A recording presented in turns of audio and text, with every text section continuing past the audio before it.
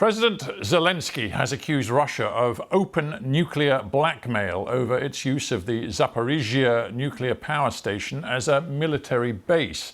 In the presidential nightly address, Mr. Zelensky said it was in the global interest, not just a Ukrainian need, to expel Russian forces from the plant. He spoke hours after a meeting of the UN Security Council when the US and China both called for UN experts to be given access to the Zaporizhzhia complex. Our correspondent in Kyiv, Hugo Bachego, told us what is happening, as far as we can tell, at the plant right now.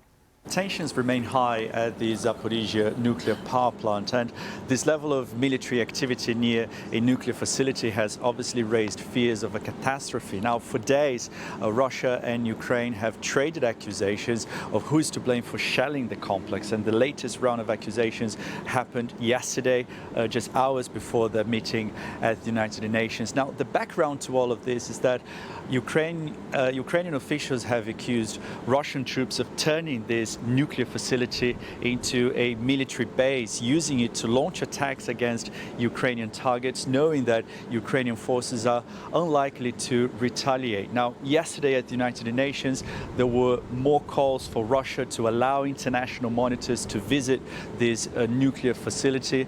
The UN Secretary General Antonio Guterres called for the creation of a demilitarized zone around the nuclear plant. But we also heard from the Russian ambassador to the United Nations, who essentially rejected those accusations against Russia and said that Russian troops were, in fact, protecting the facility.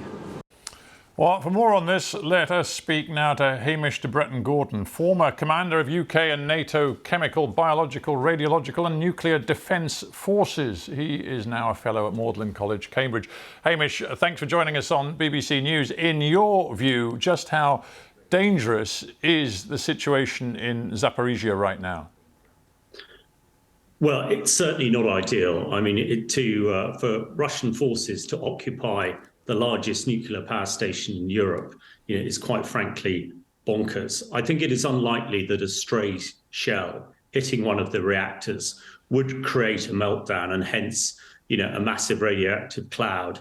However, there's a lot of spent nuclear fuel and other contaminated areas around the place, which could create some sort of toxic hazard if they are exploded. However, I think the most worrying thing is that a certain General Vasilyev, who is the head of the Russian chemical, biological and radiological nuclear forces, which is the same task that I had for the British military, but I was to counter and stop this sort of attack, whereas I expect he is more trained in the offensive use. And he has claimed that the Russian forces have wired with explosive some of these reactors to prevent Ukraine forces attacking it. And of course, also the other thing is it's a very strategic position. South of there is into Crimea, and it looks like the Ukrainian forces are making progress. So again, I think the Russians are using it not only to launch attacks on Ukraine forces, but if they do succeed in getting past, then the Russians claiming that they might blow it up would create an international catastrophe. So this must be resolved.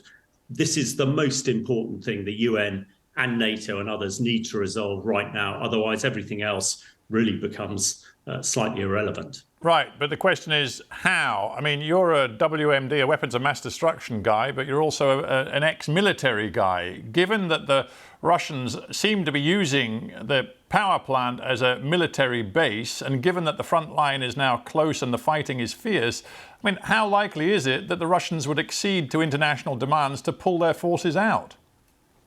Well, you're right. It is a challenge. I do agree with Antonio Guterres, head of the UN, that a demilitarized zone is the best option, perhaps with UN peacekeepers keeping it safe. But, it doesn't look like the Russians will accede to that at the moment. And Soviet doctrine, rather worryingly, which the Russians seem to be following in Ukraine, would allow local commanders to use nuclear weapons to stave off defeat. So I think it's up to everybody in the Western world and NATO and around the world to enforce on the Russians that this is something that just cannot be allowed to happen.